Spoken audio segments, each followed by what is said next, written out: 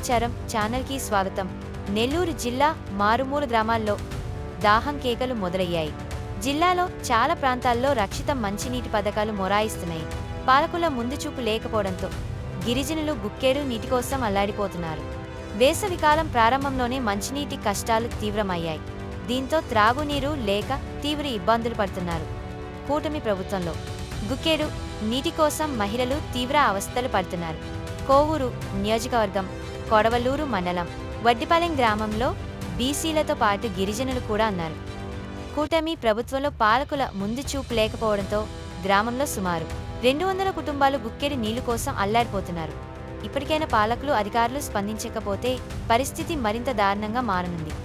అన్ని వార్తల నుంచి రోజువారీ నవీకరణల గురించి మరిన్ని వీడియోల కోసం అందరి సమాచారం ఛానల్కు సబ్స్క్రైబ్ చేయండి. అప్డేట్ను ఎప్పటికీ కోల్పోకుండా ఉండటానికి బెల్ ఐకాన్ను నొక్కడం మర్చిపోవద్దు.